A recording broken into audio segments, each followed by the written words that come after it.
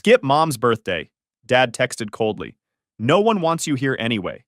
You're a total failure. I just smirked and wrote back. So cash matters more than your kid? I just canceled everything. Even the restaurant deposit you can't get back. They're all laughing in their group chat, but they have absolutely no clue what's about to hit them. I never thought I'd be posting something like this on Reddit, but honestly, I need to get this off my chest. And this seems like the right place. Fair warning. This is gonna be long, so buckle up. Names changed for obvious reasons. So I, 38 male, married to Marissa, 37 female, been together since sophomore year of college when we met in a psych class. And we've got two awesome kids, Jake, 9 male, and Ellie, 5 female. We live in a modest 3-bedroom ranch just outside Indianapolis that needs work, but has good bones. I run my own construction and renovation business, specializing in high-end bathroom and kitchen remodels. Nothing glamorous, but I pull in about $85,000 a year, which isn't bad for a guy who started with just a beat-up F-150 and a secondhand tool collection. A bit about my background. I grew up in what looks like the perfect suburban family from the outside, but was toxic as hell underneath. My dad's a real estate developer who made his fortune flipping commercial properties in the 90s and never lets anyone forget it. My older sister Lisa's a corporate attorney married to a plastic surgeon who specializes in mommy makeovers for wealthy clients. My younger sister Jenna's in pharmaceutical sales, driving a company BMW and living in a downtown condo my parents helped her buy. Growing up, our house was like a museum. Expensive furniture you couldn't actually sit on, a formal dining room used twice a year, and my mom constantly redecorating to keep up with whatever her country club friends were doing. I was always the black sheep because I chose to work with my hands instead of chasing some fancy degree or corporate ladder. Don't get me wrong, I went to college, got a business degree, but discovered I loved building things during a summer construction job. My parents never forgave me for choosing a blue-collar path. At family gatherings, they'd introduce my sisters with their full job titles and accomplishments, then just gesture vaguely at me and say, "That's Bruce. He's in construction." Like it was a temporary phase I was going through at 38. It all came crashing down on a Tuesday morning back in February. Normal day. Had just dropped the kids at school. Jake forgot his science project, so we had to go back for it, making us late. And I stopped at this local coffee shop I like before heading to a kitchen remodel job for a doctor's family. I was standing in line, scrolling through my phone checking supply orders, when it buzzed with a notification. Family group chat titled Mom's Birthday was flashing on my screen. For context, my mom's birthday is a huge deal in our family. She expects a full weekend celebration, expensive gifts, the works. Last year, my sister Lisa took her to a spa retreat in Arizona that cost more than my first car. I usually try to do something thoughtful since I can't compete financially. Last year, I restored this antique jewelry box she'd mentioned wanting fixed. She thanked me, then it disappeared into a closet somewhere. Anyway, I opened the chat expecting the usual chaos about cake flavors or outfit coordination. Yes, they do that. But instead, I see this message from my dad. Don't come to mom's birthday party. The whole family doesn't want you there. You're a loser. I just stared at it. No emojis, no cushioning, just this bomb dropped in the middle of our family chat. The barista had to call my name twice because I was so shocked. And you know what? After the initial gut punch, I actually smiled. Not because it was funny, but because finally the mask came off. For years, they'd been looking down their noses at me. The tension at family dinners where they'd talk about their BMWs and vacation homes while giving me pitying looks. The eye rolls when I tried to explain the complexity of matching 100-year-old woodwork in a historic renovation, like I was some kind of plumber instead of a skilled craftsman. The Christmas where my dad handed out bonus checks to my sisters for their hard work, but gave me a Home Depot gift card for $100. And worst of all, the way they treated Marissa, who's an elementary school teacher, like she was the help, always asking her to watch the other kids during family functions or help in the kitchen while my sisters lounged around. But this message? This was pure, unfiltered truth. I scrolled up, nothing leading to it. Just some messages about party decorations, then boom, you're a loser. I wrote back only, so you chose money over your son? Then I canceled the restaurant reservation I'd made 3 weeks earlier. This fancy Italian place where meals start at $90 a plate. My mom always talked about it, but claimed it was too exclusive to get reservations. What she didn't know is I'd done a custom wine cellar for the owner last year, working weekends for 2 months to get it perfect. He was so happy with it that he promised me the private room whenever I wanted. I'd booked it for $2,500, arranged for a special menu featuring all my mom's favorites, and even hired a jazz trio to play her favorite songs. Nobody knew about it. I wanted to surprise them, Show them I was still family, even though I didn't drive a European car or vacation in the Hamptons. Then came the flood. My cousin Brant, investment banker, total douchebag, who once asked if I needed a loan in front of everyone at Thanksgiving, replied with laughing emojis. My sister Lisa wrote, "You really are delusional. Still living in your little construction fantasy while the rest of us built real careers. Maybe if you'd applied yourself in school like Dad wanted instead of playing with hammers, you wouldn't be embarrassing us all." Jenna, who I thought might have my back since I've helped her move 3 times and fixed up her condo for free, just liked the message and stayed quiet. Then my uncle sent a meme with my face photoshopped onto a clown, with the caption, "When you think manual labor makes you successful." They were all responding within seconds of each other, like they'd been waiting for this moment. The group chat exploded with everyone piling on. Aunt Carol asking if I could at least dress properly if I did show up. My other cousin suggesting I could park cars or something useful at the party, and my mom's sister saying maybe it was for the best since Marissa clearly doesn't own anything appropriate for the venue anyway. That's when I knew I was done. Really fucking done. After that group chat, I didn't say another word to any of them. Not on the chat, not to my dad, nobody. I didn't block them or delete the thread though. I wanted them to see me online, active, living my life. I wanted them to wonder. I finished my coffee, went to my job site, and worked like nothing happened. The client's wife brought me lunch. She did that sometimes because I was rebuilding her dream kitchen and actually listened to what she wanted, instead of telling her what she should want like their last contractor. Normal day. I came home, played catch with Jake, helped Ellie with her reading, ate dinner with my family. When the kids were in bed, I told Marissa everything. Not just about the message, but all the years leading up to it. How they'd make snide comments about her teacher's salary while asking her to watch their kids for free. How my mom would accidentally exclude us from family photos because we weren't dressed upscale enough or position us at the back. How at my nephew's birthday, my sister asked Marissa if she could help the catering staff set up, not realizing she was basically asking my wife to be unpaid labor. I told her about the time my dad gave my oldest sister a $25,000 gift for a down payment on her house, but told me asking for a $5,000 loan for business equipment was enabling my poor choices. About how my mom had a habit of introducing Marissa as Bruce's wife, she's a teacher, in this tone that made it sound like she was saying, "She has head lice." Marissa listened without interrupting, and when I finished, she didn't say, "I told you so," even though she could have. She'd been telling me for years that my family treated us like second-class citizens. She just nodded and asked, "What do you want to do?" That moment right there, that's when I realized what I had. Most of my family would never have someone who had their back no matter what. They were all too busy climbing over each other to get to the top, throwing each other under the bus to impress my dad. My older sister literally scheduled her wedding during my younger sister's college graduation to steal the spotlight. They were that kind of family.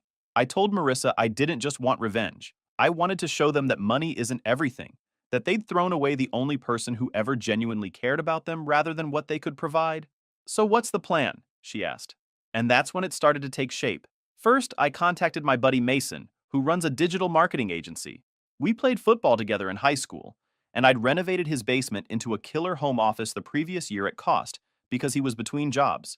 I asked him to help me build a proper website for my renovation business. Not just a landing page with my phone number, but a full portfolio showing the high-end work I'd been quietly doing for years. See, what my family never bothered to find out was that I'd developed a reputation among architects for detail work that nobody else could match. Those hammer and nail skills they mocked, they'd led to me getting referrals for some of the most expensive homes in the area. I just never bragged about it like they would have. Mason built me a website showcasing before-after photos of my best projects, testimonials from clients, including several whose names even my status-obsessed family would recognize, and a proper booking system. He also set up targeted social media that would reach the exact high-end clients I wanted. Within 2 weeks, I had customers with 7-figure homes messaging me from Instagram. My business tripled from $85,000 to on track for nearly $250,000 that year. Then I called my cousin Ryan, not one from the group chat. He'd left the family years ago after his dad, my uncle, borrowed $150,000 from Ryan's college fund to invest in a sure-thing casino development that went bust. We'd kept in touch on the down low, grabbing lunch when he was in town. He lives out in Asheville, North Carolina, owns a bunch of rental properties, and had always said there was room for me if I ever wanted to move. He'd even offered me a deal on one of his houses a while back, I never took him up on it, until now. I told him I was thinking of moving. Fresh start. He didn't hesitate. Said one of his tenants was leaving in 3 months, and the place was mine if I wanted it. 4 bedrooms on the edge of the mountains, mortgage would be less than our current place, space for the kids, a workshop for my tools, and most importantly, peace. Meanwhile, I was playing nice on social media, posting pictures of me and Marissa at charity events in the wealthy parts of town where I had clients, coaching Jake's Little League team, where he was actually getting pretty good, Ellie's dance recital. She got a solo even though she was youngest in her class, family dinners, always smiling, always together, never once mentioning the drama behind the scenes. I also started posting before, after shots of my latest projects, all multi-million-dollar homes with owners who trusted me with their luxury kitchens and bathrooms, a famous former NFL player's media room, a tech CEO's custom library with hidden passages and built-in gadgets, a complete restoration of a historic mansion's original woodwork that had been featured in a design magazine. And my family was watching. I know they were. Because one day, Lisa sent me a private message. Where did you get the money to attend the Children's Hospital Gala? Those tickets are $500 each. Dad thinks you might be in some kind of financial trouble and making bad decisions. Translation. They can't stand that I might actually be doing well without their help. I left it on read. Then Mom texted, not in the group chat, but directly. Bruce, I see your business is doing well. Maybe we should talk? Your father has some connections that might help you expand. Some of our friends have been asking about your work, which is a bit awkward since we don't know what to tell them. Translation. Now that other rich people are noticing me, they want to pretend they've been supportive all along. It was tempting to tell them to go fuck themselves, but I waited. I needed more time. This wasn't about giving them a piece of my mind. It was about showing them exactly what they'd thrown away. Mom's birthday came and went. I didn't show up, obviously, but I heard about it after. Jenna got in touch a week later and said the energy was weird, that people kept bringing me up, that Dad was quieter than usual. Apparently, Dad had been telling everyone I'd have a meltdown and cause a scene, so when I didn't show at all, he looked like an asshole. She also mentioned that the party was at some mediocre steakhouse because Dad claimed the reservation he made at Somewhere Special fell through. When I heard that, I nearly spit out my coffee. The $2,500 deposit I lost on that Italian place was worth every penny, just to imagine their faces when they ended up at Outback or whatever. Mom kept checking her phone all night, Jenna said. She barely touched her food. Good. Let that sink in. 2 weeks after Mom's birthday, the silence finally broke. I hadn't texted anyone, but I hadn't blocked them either. I wanted them to watch. Then my dad texted, Your mother's been crying. You've made your point. Enough is enough. We have the Petersons charity auction next week and people are asking about you. It's embarrassing. No apology, no ownership, just concern about their social image. That line, You've made your point, was the dumbest thing I'd ever read. He thought this was about proving something. He still didn't get it. None of them did. So I didn't reply. Not even a dot. 3 days later, Jenna texted asking to meet. Just her, no pressure. I waited a few hours, then agreed. Coffee, neutral ground. We met at this little cafe on the south side where none of our family ever went because it wasn't exclusive enough and didn't serve avocado toast or whatever. I got there early, sat by the window. She came in 10 minutes late. No makeup, hair in a messy bun, looking nothing like her usual polished self. She looked tired, but not physically tired. Tired in a way I recognized. First words out of her mouth. You were right, Bruce. I didn't say anything. I just let her talk. She told me about the birthday, how it hadn't been fun at all. Mom spent the night fake happy, clinking glasses and laughing too loud. Dad paced around checking his phone, obviously expecting me to show up with some grand apology. Lisa spent the whole night humble bragging about her husband's new partnership at his surgical practice, worth mid-seven figures. She even had the balls to tell people I couldn't attend because I was having financial difficulties, and they were trying to respect my privacy. This from the woman who once asked me to retile her bathroom for free as a family favor, while wearing a watch that cost more than my truck. Jenna said the worst part was when Mom opened her gifts. Designer handbags, jewelry, spa vouchers, and then she got to the small box from our Aunt May, who's the only decent one besides Ryan. It was a handmade photo frame with a picture of Mom and all 3 of us kids from when we were young. Mom burst into tears and had to leave the table. Dad followed her out and came back alone 20 minutes later, claiming she had a migraine. She kept asking about the Italian restaurant, Jenna said, like she somehow knew there was supposed to be a reservation there. Dad kept saying he didn't know what she was talking about, but she wouldn't let it go. Then Jenna said something that shocked me. After I left the chat, People started talking, really talking. Cousins I hadn't spoken to in years asked what happened, why everyone was laughing at me one minute and acting like I disappeared the next. Brant messaged Jenna admitting the clown meme was shitty, said he was just following the group vibe like a sheep, but at least he owned up to it. Even Uncle Ron, the only one in the family who works with his hands as a hobby, remembered when I fixed his garage door during a storm without asking for anything. He told Jenna nobody else in the family would have done that. They'd have called a service and sent him the bill. Remember when Lisa's basement flooded last year and you showed up at midnight with pumps and stayed until 4 a.m. getting the water out? Jenna asked. She told people at the party that some guy she hired did it. She didn't even admit it was you. Then she told me something I'll never forget. Mom said you were the one who always needed help. But now that you're gone, everyone realizes you were the one who always gave help. You're the only one who ever actually shows up when someone needs something, not just when there's something to gain. That hit me hard. Not because I needed recognition, but because I hadn't realized how much I was giving to people who never gave back. Jenna went quiet after that. She didn't ask me to come back or defend anyone. She just looked at me and said, "They only loved you when you were useful to them. Dad's been calling all your old clients trying to find out who you're working for now. And Mom's been showing people your Instagram posts of the luxury homes you've renovated like suddenly she's proud. It's disgusting. You know what Dad said at dinner last week?" She continued. He said, "Bruce is finally learning how to make connections with the right people. Took him long enough to listen to me. Like your success is somehow because of his advice, not in spite of it." That's when it all clicked. I wasn't the problem. I'd never been the problem. I was just the easiest person to blame when the system started breaking down. They built their version of family on status, money, and appearance. The second I stepped out of that mold but started succeeding on my own terms, they couldn't handle it. I left that cafe feeling strange. Not angry, not vindicated, just clear. Like a fog had finally lifted. After talking to Jenna, I didn't go home angry. I didn't call anyone to vent or type out some long message I'd never send. I just sat in my truck in the parking lot, staring at the gray sky, feeling clearer than I had in years. There wouldn't be a big confrontation or blow up. I didn't want that. What was coming wasn't a moment. It was a movement. Slow, deliberate, unmistakable. I started with the company. The new branding Mason helped with had already doubled my client base. Now I went all in. Invested $20,000 in a targeted ad campaign focusing exclusively on the wealthiest neighborhoods. Hired a part-time administrator to handle bookings and billing, and started documenting projects with professional photography and drone footage.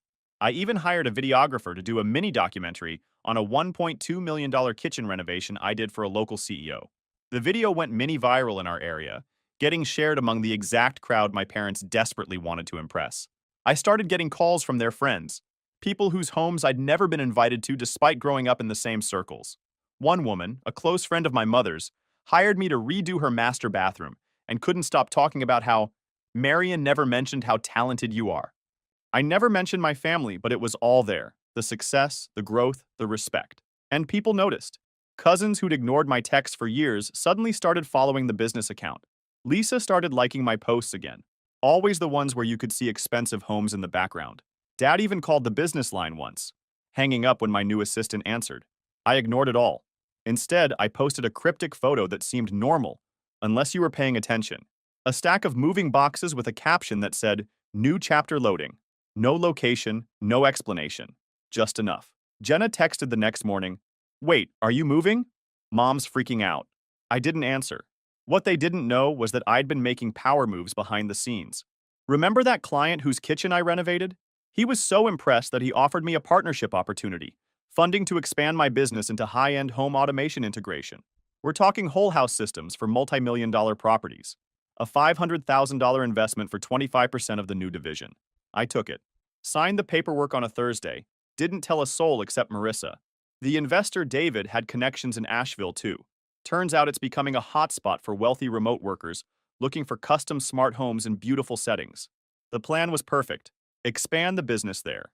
Build a new life away from the toxic family dynamics, and actually enjoy watching my kids grow up without the constant judgment. Meanwhile, Marissa and I spent our evenings sorting, selling, and packing. We donated half our furniture and sold the rest online. Jake and Ellie helped pack their toys, and we let them draw on the boxes. Their excitement made everything easier. Kids don't grieve the way adults do. They don't see what's being left behind, only what's ahead. Every so often, Marissa would ask, "Are you scared?" And every time I'd say, "I've never been more certain of anything." The Asheville house would be ready in 6 weeks. Ryan sent photos, fresh paint, polished floors, a backyard with a maple tree big enough for a tire swing, and a workshop 3 times the size of my current garage. It was everything I never knew I wanted. Quiet, green, wide open, and no one around to tell me who I had to be. A week before the move, I opened the family group chat one last time. Messages had returned to normal. Photos of Lisa's husband's new Porsche, mom's plans for a summer trip to the Hamptons, restaurant links to places with $200 tasting menus. My name hadn't been mentioned in weeks, like I never existed. I didn't post anything. I just quietly left the chat. And that was the beginning of the real avalanche. Jenna called first, straight to voicemail. Then the texts started coming in. Lisa, what's going on? Mom says you're selling your house? Mom, we heard you're moving. Can we talk before you leave? Your father has some business contacts in commercial renovation he thinks might interest you. Always about money and connections. Never about me as a person. I didn't answer. I let it sit. Dad texted again. You're overreacting. Enough is enough. I heard about your new partnership with James Miller. Why didn't you come to me first? I could have gotten you a better deal. 25% is highway robbery. You're leaving money on the table because you're too stubborn to take advice. How the hell did he know about the partnership? I hadn't told anyone except Marissa. That's when I realized they'd been digging into my business, probably calling around to mutual acquaintances, trying to figure out how I was suddenly succeeding without their help. Still no apology. Still the same tone, like I owed them something. Like the years I spent trying to earn their love didn't matter the second I stopped trying. But they weren't the only ones watching. Something was happening behind the scenes. My aunt, who hadn't spoken to me in years, sent a note thanking me for helping her neighbor with his roof 2 summers ago when a tree fell on it during a storm. I barely remembered doing it. She ended with, "You always show up when people need you, not just when there's something in it for you." Brant sent another message, longer this time. He admitted the meme was cruel, said he got caught up in the group energy, and didn't realize how messed up it was until later. Said his marriage was falling apart because his wife was leaving him for someone who actually gives a shit about her as a person, not just as a status symbol. Said he respected what I was doing with my life, wished he had the guts to cut ties too. Then came the weirdest message, from my sister Lisa's husband. We'd never been close. He always treated me like I was the help when I came over to fix things around their house. But he sent a long text about how he'd never seen anyone stand up to my dad before, how he was suffocating under the family expectations, and how he sometimes wished he'd chosen a different path. It was bizarre coming from a guy who seemed to embody everything my family valued. I read these messages twice, then archived them all. I didn't need apologies anymore. I needed distance. The night before the move, my phone exploded with calls from my parents. I let them all go to voicemail. Dad's message was predictably self-centered. "This is ridiculous, Bruce. You can't just move across the country without discussing it with the family. What about your mother's feelings? What about your responsibilities here? Who's going to take care of the house when something breaks? This is just selfish." My mother's message was worse. Tearful, manipulative. "Bruce, please call me back. I don't understand what's happening. We've always supported you, even when you chose that career. We just want what's best for you. Please don't do this to me. I'm your mother." The audacity was astounding. They still saw themselves as the victims. The move was set for a Friday. We rented a truck, loaded it ourselves with help from a few close friends, and didn't say a word to the family. No goodbyes, no forwarding addresses, just gone. But I did leave one last breadcrumb. 3 days before the move, I incorporated my business in North Carolina, filed all the paperwork publicly with my new address clearly listed. Then I updated the business website with our new location, now serving Asheville and surrounding areas, along with a picture of me standing in front of the Blue Ridge Mountains. I knew they'd see it. They were too nosy not to look. Then, just before pulling out of the driveway, I posted a final photo on my personal account, our empty living room, sunlight on the floor. Caption: "Sometimes leaving toxic people behind is the only way to grow. Family isn't about blood or money. It's about who actually gives a damn when it counts." Then I turned off my phone. They didn't realize I wasn't running. I was finally walking in the right direction. We hit the road around 8 a.m. overcast. Cool, perfect weather for leaving everything behind. Marissa drove the SUV with the kids while I followed in the rental truck. Windows down, one arm hanging out. No music. I didn't need a soundtrack. Just the hum of tires on asphalt and the silence between towns. The drive to Asheville took almost 8 hours, but felt like minutes. No second guessing, no what ifs, just this strange peace that grew deeper the further we got from Indiana. Like weightlifting from my shoulders that I hadn't even noticed was there.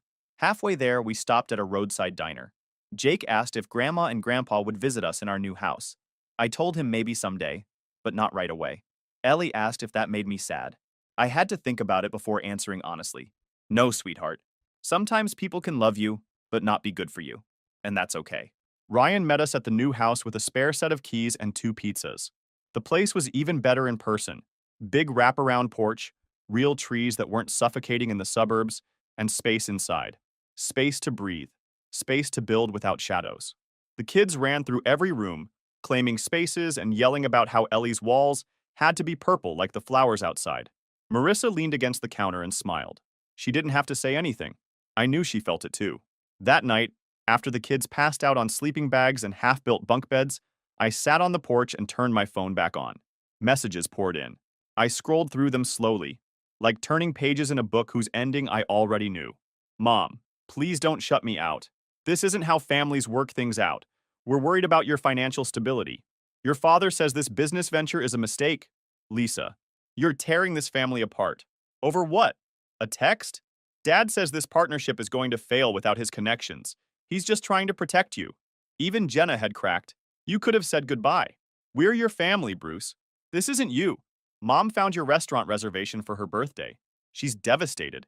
But the one that stood out was from Dad. You're acting like a child. Running away won't solve anything. When this falls apart, don't come asking for help. Your mother is inconsolable, and it's your fault. I expected more loyalty from a son I raised. I actually laughed. That was the best he had? Still trying to put me down, still assuming I'd fail without him, still making it about loyalty to him while showing none to me. I didn't respond, didn't rage or explain or argue.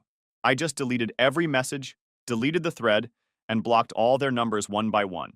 Quietly, cleanly, finally. No dramatic goodbye, no bitter speech. Just gone. We spent the next week settling in. I slowly transitioned the business. New clients, new licenses, new jobs already lined up thanks to Ryan's connections and my growing online reputation. I set up a showroom downtown for the home automation side of the business, complete with demo stations for potential clients to see what we could do. Marissa took a position at a private school that actually paid her what she was worth and started planning a little garden out back. The kids made friends on our street within days. We met neighbors who invited us to community cookouts without caring what we wore or what cars we drove. It wasn't instant magic, but it was ours. No one here cared about my last name or who my parents were. They just knew me as Bruce, the guy who built amazing things and played catch with his son in the backyard. Then a strange thing started happening. Messages from old friends back home. Hey, your mom was crying at the country club lunch saying you cut off the whole family. What happened? Your sister posted this long thing about forgiveness and family loyalty. Are you okay? Dude, your dad is telling everyone you had a breakdown after a business failure. He's offering to help anyone who knows where you are. It's weird. That was their narrative, that I'd lost it, that I needed help, that I'd failed, because they couldn't admit the truth, that I'd broken something they assumed I'd always be too loyal to walk away from. But I hadn't lost anything. I'd finally found peace, and nothing they could say, no rumor they could spread, could take that away. Because for the first time in my life, I wasn't living in reaction to them. I was just living. 1 year in Asheville changed everything. It wasn't just a new beginning. It felt like someone had quietly handed my life back to me. The business exploded. The home automation partnership brought in clients I never dreamed of having. Pro athletes, tech executives buying mountain retreats, old money families renovating century-old estates. We cleared $1.2 million in revenue that first year, with projections to hit $2 million the next. I hired a team of 15 guys, all skilled craftsmen who took pride in their work. Marissa was thriving at her new school, where she was actually respected for her teaching skills, not treated like she had chosen a fallback career. Jake made the travel baseball team and was crushing it, and Ellie got accepted into a competitive dance program. We bought a second property, a small cabin by a lake, as a weekend getaway spot. For the first time ever, there was no weight on my chest when I woke up. No pressure to explain myself. No silent scoreboard where I was constantly losing just because I chose a different path. I barely thought about my family back in Indiana. Honestly, they felt like they belonged to a different life. Occasionally, I'd get messages through mutual friends. Someone heard my dad was telling people I got lucky with a business connection, or my mom had been asking around about Asheville real estate prices. I ignored it all. People like that don't change. They just change tactics. Then came the bomb I never expected. One Thursday morning in October, I got a voicemail from Lisa. Her voice sounded tight, controlled but with panic underneath. Dad's real estate company had collapsed. The market turned. Several major investments failed simultaneously. And worst of all, there was an investigation into some accounting irregularities. Turned out Dad had been cutting corners for years, misrepresenting properties, and playing fast and loose with investor money. They'd had to sell the house, the vacation property, the cars, everything. Mom's country club membership, gone. Lisa's husband had apparently been struggling too. A malpractice suit had cost him his partnership position, and they were downsizing temporarily. And here was the kicker. Dad and Mom were moving to Asheville to downsize and be closer to family. I laughed so hard I nearly crashed my truck. The fucking audacity. I didn't call back. I played the message twice, saved it for posterity, and didn't even mention it to Marissa. 2 weeks later, another message, this time from Dad himself. His voice sounded old, defeated. They were living in a condo on the outskirts of Asheville. Not the nice part. The medical bills from his emergency gallbladder surgery had wiped out what little they had left. Mom was looking for work, but at her age it was difficult. He asked if I could find it in my heart to help them out. Maybe a job for Mom at my office? Some contractor work for him as a consultant? The man who had called me a loser, who had told me construction wasn't a real career, was now asking me for a construction job. I saved that message too. Didn't return it. Then came the text from Mom. Bruce, please. We're family. We've lost everything. Your father's too proud to beg, but I'm not. We need help. Lisa can't help us. They're underwater on their mortgage. Jenna got laid off. You're our only hope. I showed it to Marissa that night after the kids were in bed. She read it twice and looked at me. What are you going to do? I smiled. Nothing. 2 days later, I was at a client meeting downtown when I spotted them. They were coming out of a budget diner, the kind with $7.99 lunch specials. My mother looked thinner than I remembered, older, her designer clothes replaced by off-the-rack basics. My father walked with a slight stoop now, his arrogance physically deflated. They didn't see me. I watched them from across the street as they climbed into a used Hyundai, a far cry from Dad's usual Mercedes. For a second, just a split second, I felt a twinge of something. Not guilt, not exactly pity, just recognition of how far they'd fallen. That weekend, I got a call from an unknown number. It was Jenna. She was in town, staying with Mom and Dad temporarily. Could we talk? I agreed to meet her at a coffee shop. When she arrived, she looked exhausted. It's bad, Bruce. Really bad. The SEC investigation found evidence Dad was cooking the books for years. He's not going to jail because of his age, but the fines took everything. They're living on Social Security and what little Mom makes working retail at the mall. I sipped my coffee. And they need help. Your help. Lisa's husband lost his practice in the malpractice suit, and she's got her hands full with the kids. I got laid off and I'm barely making ends meet. You're the only one doing well. I looked at her for a long moment. Tell me something, Jenna.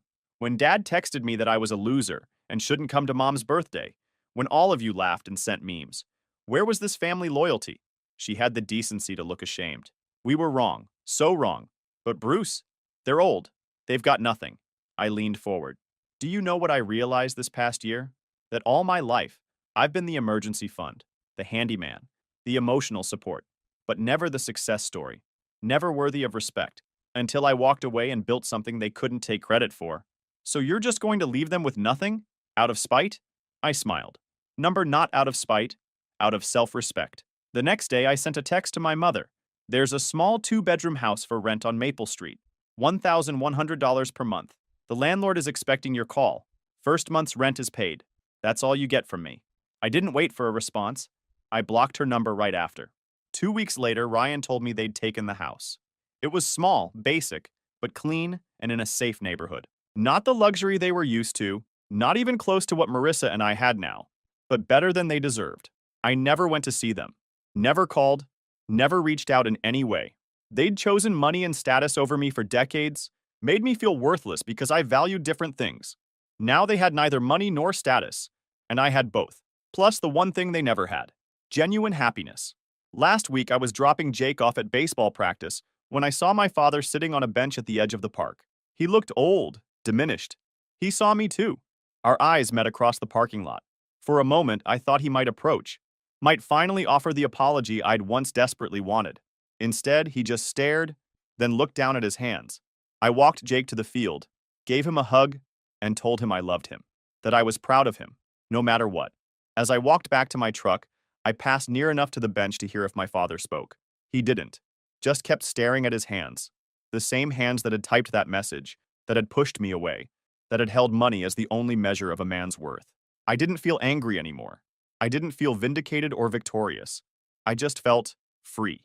They were still trapped in their prison of pride and materialism, even without the material things. And I was still me, the same guy who worked with his hands, who showed up when people needed him, who valued family but now understood that family isn't just about blood.